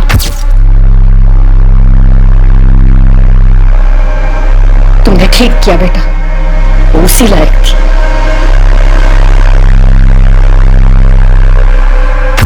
हमारे बेटे ने जिसकी हत्या की वो रश्मि अब वो थी ही नहीं जिसे हमने जन्म दिया था, पाल पोस के बड़ा किया था। बहुत झेल चुके थे उसको, बहुत बातें सुन चुके थे उसकी। माना कि वो गलत थी, पर क्या तब भी उसकी हत्या करना सही था? आपके लिए कहना आसान होगा साहब, लेकिन उसने जो किया, उसकी हरकतों को भुगतना हमारे लिए आसान नहीं था। चाचा जी और मुझे गाँव वालों के ताने सुनने पड़ते थे कि तुम्हारी दीदी ऐसी है, उसने ये किया। पर क्या कभी उसने तुम्हें कोई नुकसान पहुंचाया था? हाँ, नुकसान किया। वैसे उसको हमारी कुछ नहीं पड़ी थी, लेकिन जब खुद को जरूरत पड़ती थी तो हमें याद आते थे। और जब भी वो घर आती सबके साथ बहुत बुरा व्यवहार करती थी। चाचा जी, मैं, दीपेश, सबको बहुत खरी खोटी सुनाती थी। खुद तो सारे गलत काम करती थी, लेकिन हमें नाकारा, ढक्कन ये सब बुलाती थी। बोलती थी हम किसी काम के नहीं है, जो मुंह में आता था वो सब कुछ हमें बोल देती थी। सारी हदें पार कर चुकी थी और हमने उसे उसके किए की ही सजा दी। तुम कौन होते हो किसी को सजा देने वाले? तुम सिर्फ एक हत्यारे हो जिसने रश्मि की हत्या की है, और तुम्हारे साथ वो तुम्हारा पार्टनर सोनू और तुम्हारी माँ भी हत्यारे ही हैं। हाँ, हम हैं गुनहगार। रश्मि की हरकतों की सजा हम हर दिन भुगत रहे थे। कम से कम उसकी मनमानियों से छुटकारा तो मिल गया, और हमें जिस चीज से आजादी चाहिए थी वो हमें मिल गई। रश्मि पांडे का भाई विकास पांडे, उसके पार्टनर सोनू कश्यप और रश्मि की मां कल्याणी पांडे को इस हत्या के लिए हिरासत में ले लिया गया। इस पूरी कहानी में किसके साथ धोखा हुआ? कोई इंसान कुछ भी पाने के लिए लोगों को धोखा दे सकता है। अपने स्वार्थ और कुछ भी पाने की जिद में वो अपने किसी भी गलत कदम को सही ठहरा सकता है, लेकिन ऐसा करके कोई इंसान कहां तक पहुंच सकता है? रश्मि की हत्या को उसके बुरे कर्मों की सजा बताकर इस अपराध को उचित नहीं ठहराया जा सकता। यह अपराध ही है। झूठ और फरेब इंसान को एक बहुत ही खतरनाक रास्ते पर ले जाता है, जहां वो सिर्फ अपने बारे में सोचता है और दूसरों के साथ वो कितना गलत करता है इस बात का उसे कोई फर्क नहीं पड़ता। लालच और स्वार्थ इंसान के देखने और समझने की क्षमता को खत्म कर देते हैं, जिसकी वजह से वो सही और गलत में फर्क नहीं कर पाता, और ये उसके लिए घातक साबित होता है। अब मैं अनूप सोनी आपसे विदा लेता हूं। अगले एपिसोड में रात 10:30 बजे आपसे फिर मुलाकात होगी एक और नए केस के साथ। और याद रखें, क्राइम और आपके बीच में सिर्फ इतना फर्क है कि आप कितने सतर्क हैं। सतर्क रहें, सुरक्षित रहें। जय हिंद। इस तरह के और भी एपिसोड देखने के लिए हमारे चैनल को सब्सक्राइब करें और बेल आइकन दबाना ना भूलें।